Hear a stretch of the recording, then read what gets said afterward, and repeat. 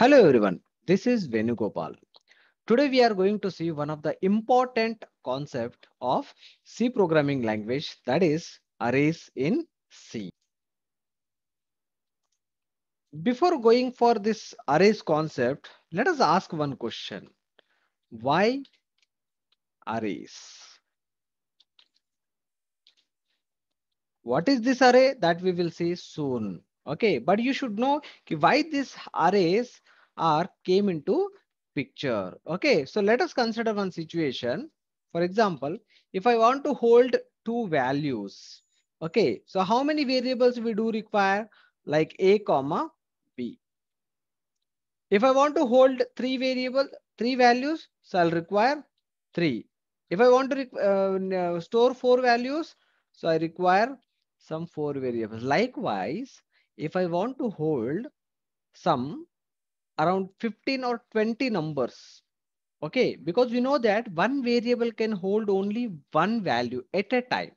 For example, if here we have declared A, B, C, D, that means in memory, right, there would be like 4 memory space will be allocated because variables are different. And each variable will occupy, as we have already known about the data types of this, what variables, right? According to the data type, the size is going to be reserved inside the memory. So these are the different variables. So every variable, right here, this variable is declared as what? Integer. So in C, the integer data type size is what? It varies to compiler to compiler. So let us assume that we are using 32-bit compiler. So for 32-bit compiler, it reserves how many bytes? It reserves 4 bytes of memory. So here, to hold any number, let us say, for example, it's holding 100, it is holding some 200, right? So every variable is going to hold how many bytes? 4 bytes. And we know that what is the range of this integer number? The range of this integer number starts from -32768 to +32767. This is the range. So from this range, you can store any one number, right? I'm saying repeatedly, you can store only one number at a time inside this particular variable. You cannot hold multiple values in this particular variable.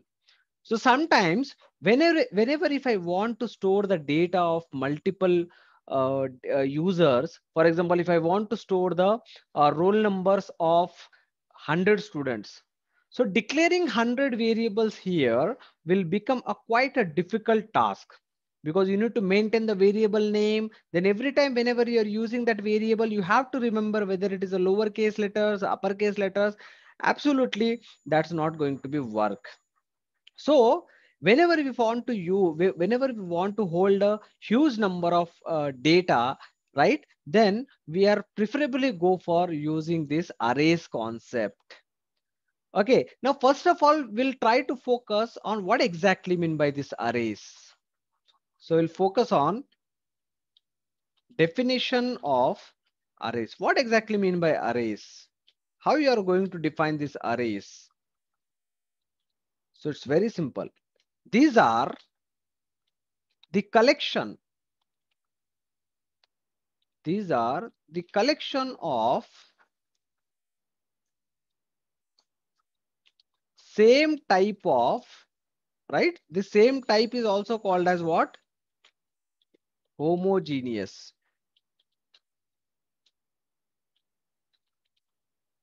Homogeneous type of elements is called as what? Arrays. These are used to what? Collection of same type of data. Elements means nothing but data is called as arrays. So whenever if anybody asks you, what do you mean by array? So it is holding something, right? But which is similar, right?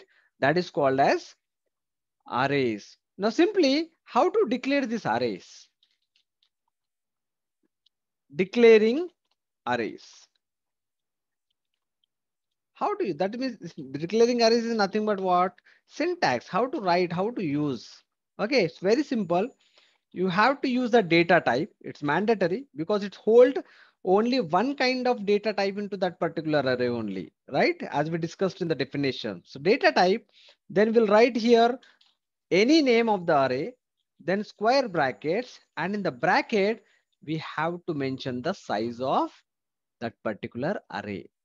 This is what the syntax, or you can say the declaration of the array. So for example, here I'll declare like int. Suppose the name of the array, I'm going to take like roll number and square brackets. And how many numbers I want to hold in this particular roll number? Or for example, I'll take a student. You may get confused. Student is my name of the array. And how many students data you want to take? For example, 10 students data I want to store. So what happened with this declaration? How the memory structure is going to be created? So simply here, what happened exactly is here, like we are allocating the separate memory space for each and individual variables. Here also, it will create how many bytes of memory? Let us calculate. This is 1, 2, 3, 4, sorry, 5, 6, 1, 2, 3, 4, 5, 6, 7, 8, 9, and 10. So the index of this array always start with 0 only. So 0, 1, 2, 3, 4, it's 4, 5, 6, 7, 8 till 9 only, because 0 to 9 is 10. Now this each individual box, whatever we are seeing here, like this is the individual box. This individual box is nothing but one particular memory allocation. For example, this individual box will occupy 4 bytes. Likewise, if 10 variables are there, not exactly you mean to say that 10 variables means the, as this arrays is only one variable, but it has the capacity of hold how many variables data? 10 variables data, because we have given the size 10. That means what? This variable, this student variable is not a normal variable. It is an array, okay, which is going to hold 10 elements of data. But the mandatory thing is what? The mandatory thing is what? That has to be, the data should be of what? Same type. All the data should be of same type. Here, the student array is going to contain only the integer type of data. Okay, so here, so for one variable, it holds 4 bytes. So here we have declared a 10 amount of elements. That means what? Totally, it is going to reserve how many bytes? It reserves 40 bytes. 4 bytes for one location. So totally 10 locations are reserved. So it is going to store how much bytes? 40 bytes. Okay, and always remember, whenever we will allocate this kind of memory structure, every variable is allocated with some address like 2020, then 2024, like that. Here also, every cell will be designated some address. Okay, for example, if I'll take the first one, like this is a 2020, then the next one would be, if it is a 4 bytes, 2024. I'll print the addresses also. I'll show you practically, 28, and so on. One more thing, whenever we are declaring this array, the whatever the first base address means the starting address of that particular structure is going to be held in this particular array. That means it is going to point the first location of that particular array. For example, I'll show you with some diagram like this one. The name of this variable is nothing but here. It is a student variable, but this is not a normal variable. It is an array variable.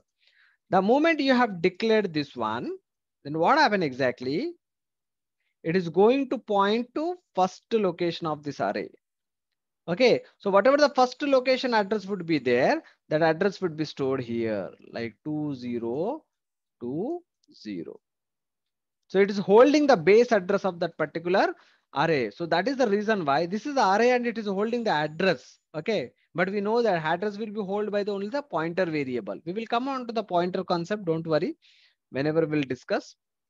All right, that is the reason why this is arrays are also called as internal pointer variable. It is also called as what? Internal pointer variable.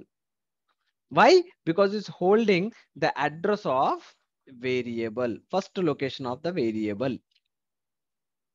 Okay, so whenever I'll come to the part of pointer, that will be clear because pointer is a variable which is going to hold the address of another variable. So this is about what? How to declare this array.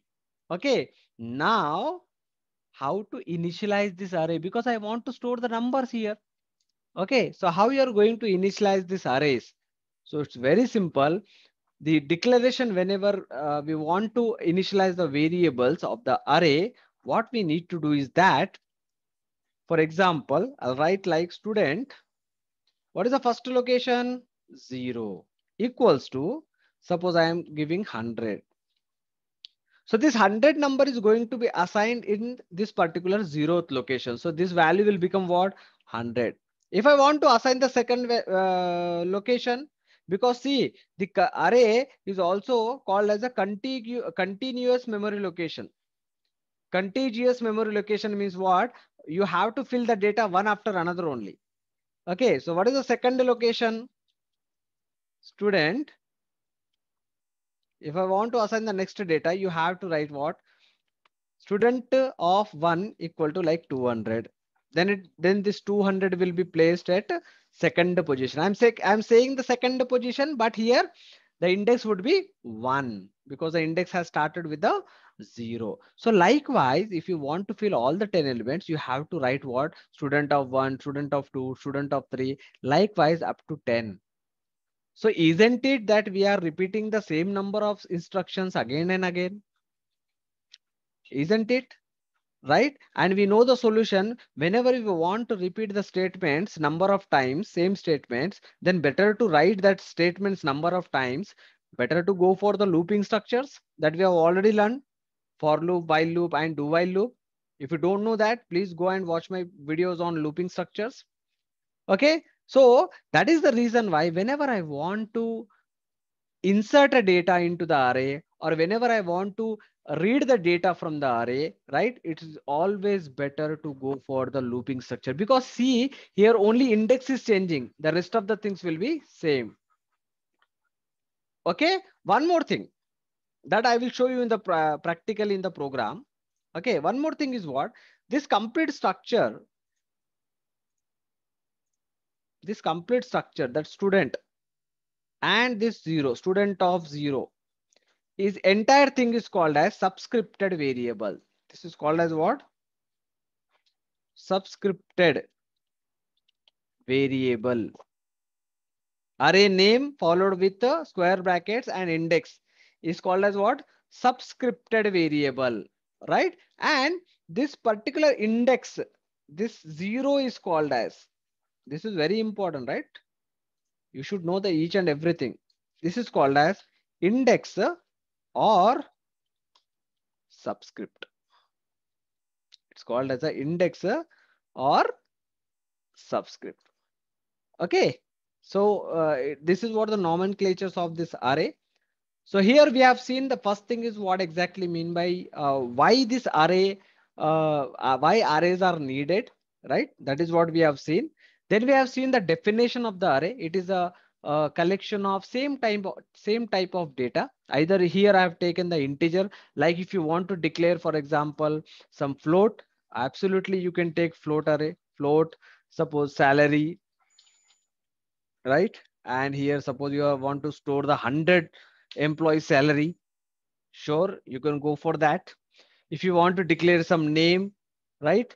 Char name, Name of, for example, if you want to store my name, Venugopal, how many character? 9 characters, but I'm take the size of like a 10 elements. So 10 elements will be reserved. 10, and you know that character means what?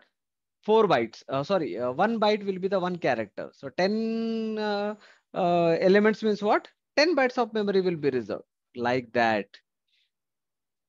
So I hope you got this idea about why array is required to store in a single variable. We can hold a number of data, but the data should be of the same type. This is very important. I am again and again repeating the same thing. The data should be homogeneous or same type, right? So that's it. Then we'll come quickly. We will come to the what one program so that you will come. You will get a clear idea about the arrays. So I'll take one simple program arrays, and here, as you know that stdio.h, then void main. That's it. Now suppose I want to declare one array. Suppose the array is like just take number. Number is a variable. Now it's not a variable. It's a what? It's a array. Okay. Suppose I want to take 10 numbers. This is what? This is called as a declaration of array. I have declared the array. The name of the array is what? Number of size what? 10. That means this number array is going to hold how many numbers? 10 numbers. Okay. Of which type? Of integer type.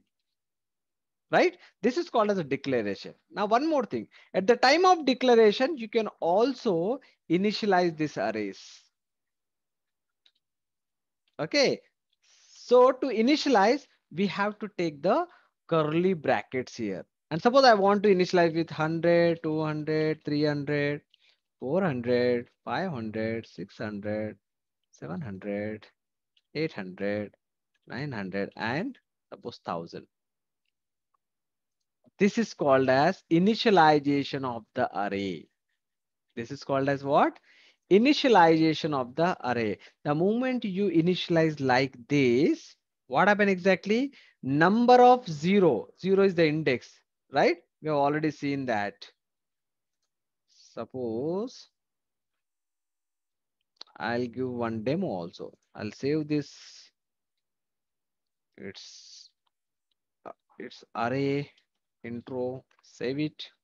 I want new one. Suppose here I've declared what? Int number and the size is 10. So immediately what happened? Immediately it will be allocate how many bytes of memory? Now you can guess. This is 1, 2, 3, 4, 5, 6, 7, 8, 9. The index starts from?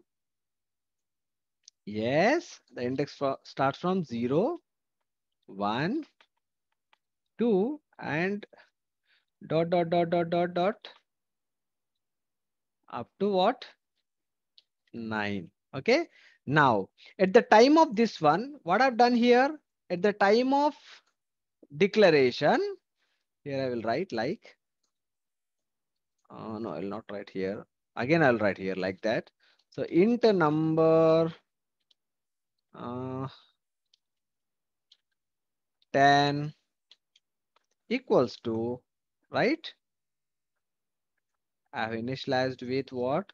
Curly braces, and here 100, comma 200, 300, 400, 500, 6, 7, 8, 9, and suppose 1000. So what exactly happened here? In number of 0th index, what element is going to store? 100. In number, are you getting?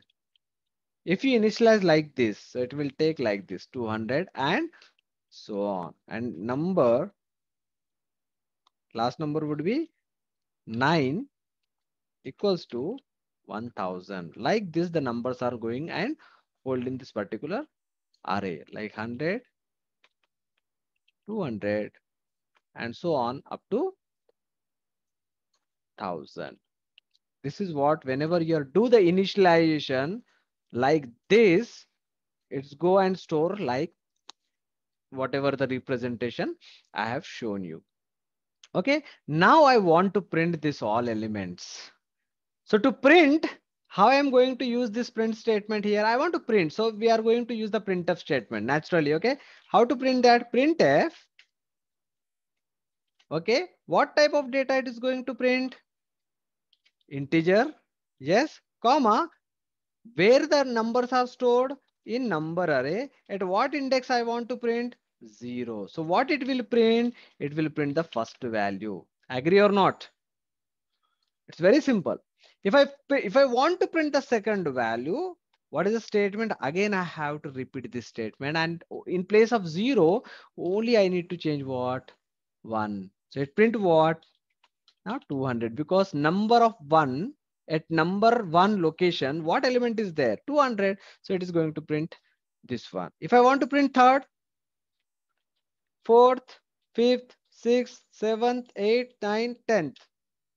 Okay, only the thing is what you need to change the index. 2, 3, 4, dot up to 9. But don't you think that this task is really a useless task? By printing, by taking the printf statement 10 times? What if in case, if your number is storing, suppose 1 lakh elements?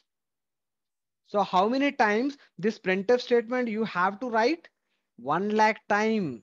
So is it a good thing, or is it a good practice to write down the 100 or lakh time lines to printing the same thing only with the changing of the index?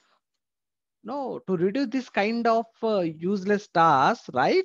The for loop and this looping structures has been introduced. You can give the condition. You can start with the 0 and go till the ninth index. And I want to print all the stuff, whatever will be there in the array, right? So that is the reason why we are going to use the looping structure. How to use this looping structure in this array? For suppose I'm taking one element, I'm taking one variable which is used to iterate this loop. From where I need to start the printing? 0th index. Yes. Up to what element I need to print? Up to 0 less than 10. That means it goes up to only 9 only. Then I want to increase the index. Yes or no? And simply will write only one time this printf statements. Observe carefully how to write this. Printf, I want to print this %d, comma. Now see, number, just I will mention I. You already know how the loops are going to be executed. Now initially the index value of I is what? 0. So it will print number of 0. So number of 0 is means what? 100. Then it will be incremented. I will be incremented to 1. Then 1 is less than 10. Yes, it comes inside. Now it print number at number 1 location. That would be 200 and so on. Isn't it is very easy task compared with this one? Of course. So that is what the looping structure also here evolved to reduce this kind of tedious job which is not required. Okay, so we will go and use the same kind of stuff here to print the output. So let us see how can we do that. Okay, so here I'll take one more variable. I'll declare one I variable, and I'll take simply loop for I equal to 0, I less than 10, and I plus plus. And inside this, I'll just go with printf and %d and comma number I. Isn't it simple? Control S, save this array. Done. If I'll execute, you will get the output. See the output. Isn't it so? If loops were not there, right? So I would have been write these statements till how many times? 10 times. Okay. So this is what you can say that here, what I'm doing here basically. Here I am reading, or you can say that printing array elements. This is one way of initialization. This is one way of initialization. You can also take the values from the user. But whenever you want to take the values from the user, a similar kind of looping structure you have to use. Why? Because one by one you have to take these values. Yes.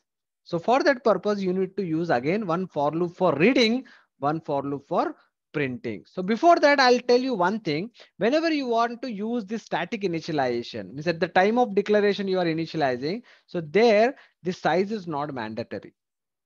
Because what happened, whatever the elements you are initializing here, automatically the size of the array will become that much only. For example, if you are not printing this much, you're not initializing this much. So how many elements are there? 1, 2, 3, 4, 5. So automatically the size of the array will become how much? 5. Okay, so here I need to take what? I'll take this as a 5, 0 to 4. Okay, if I'll execute C, it will print 100, 200, 300, 400, and 500. So remember carefully, whenever you are initializing at the time of declaration, then the size is not mandatory. Otherwise, the size is mandatory. Okay, now I want to take the elements from the user here. So how to do that? I'm not initializing anymore here. So I'm taking 5 here. So whenever I'm just declaring, you have to mention the size compulsorily without fail. Okay. I'll remove this I from here. I don't want to declare repeatedly. Better to type here. Now I'll do one message to the user. I'll give one message. Printf what? Enter the elements of array. Okay. Then now I want, if here also I'm using loop. If I'm not going to use this loop, right, I need to write the scanf statement 5 times, right? I less than 5 and I plus plus. That's it. And here, what I'm doing, I want to scan. So you know that whenever I want to scan, what type of data you're scanning? Integer, comma, in which variable? Address of number, and simply I'll take here what? I. Okay. So what I'm doing here, I'm reading elements from console. And here I'm printing elements to console. Console means our output screen. Okay. So here it will take 5 times the loop is going to be iterated here. Right? The elements will be entered. And after that, here I'll do one message printf and I'll write one message here like, sorry, this should be inside. The array elements are, and I want to print like this. Okay. So control S, if I'll execute this, it will ask for enter the elements of array. We know that 5 elements I need to enter. So I'll enter like 10, 5, 3, 6, 5. Enter. See the elements are 10, 50, 3, 6, 5. 5 elements I've entered and these elements are coming from the array. And these elements that we have entered, so they will be stored in this array by using the scanf every time, right? And after that, by using the for loop, we are printing the number. So always remember, whenever we are going to use arrays, then loops will 100% comes in your program. right? Vice versa is not true. Whenever you're using arrays, then using a looping structures will be mandatory, because when we are going to use arrays, whenever we want to collect a data, more data in some one particular variable, right? Then only we are going to use what? Array concept. So whenever you are going to, because if I want to read the data, of course, I want to read the data, this is for 5 times only, right? But in your projects, maybe you want to read the data from lakh times, crore times. So it's not feasible to write this scanf crores times. So better to go for this looping structure. Okay, so always remember, whenever you want to take a input or output from the array, you have to use the looping structure compulsory. So I think you have gotten a clear idea about why we have used arrays, what is the definition of arrays, how to declare the arrays, and how to initialize the array. And one program also we have seen in that, reading and writing elements from the and to the array, that also we have covered. In my next video, we will come up with some more concepts of this array, like the types of array, in my next video. Till that, keep watch my all videos, and please do like, comment, and subscribe. Don't forget to subscribe and click on that bell icon for more notification about my videos. So till then, bye bye. Thanks for watching.